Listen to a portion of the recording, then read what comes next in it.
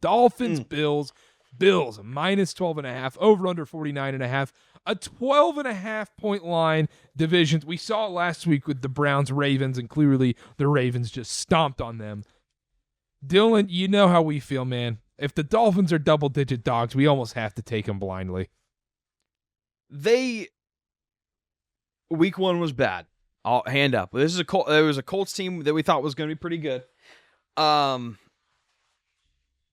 Week 2, they showed a semblance of some life.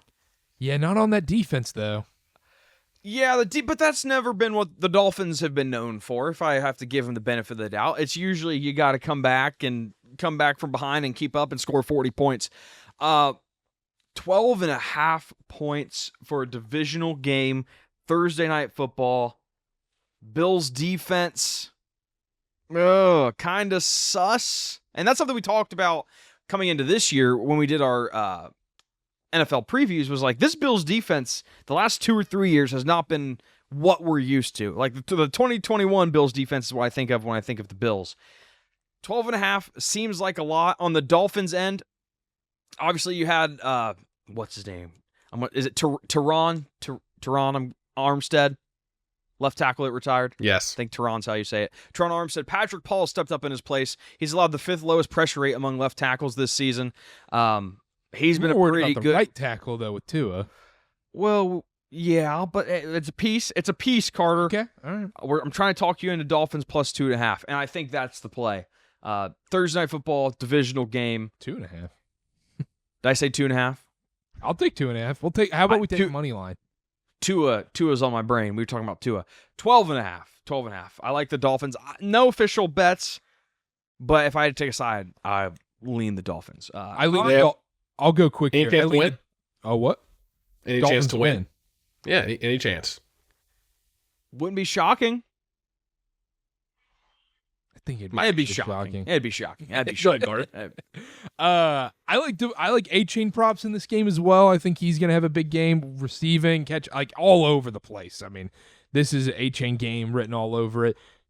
I just like taking the double-digit divisional dogs. I mean, that's the name of the game. Especially, it's a little bit different when you go Browns versus Ravens, because look, that Ravens defense is very good, especially when you get a 12-point divisional dog against a defense I don't necessarily believe is all that good by any means. And with an elite passing attack at times with this Dolphins team, they can hang around in these games, especially, let's say, we talk about Bryce Young being this elite quarterback down 3 scores. You're telling me Tua in garbage time with this receiving core, down 14, can't get a backdoor cover? I'm taking the Dolphins here. Give me the Dolphins plus 12.5. They're not winning this game by any means, but Bills comfortably win. Dolphins have a fun little backdoor cover.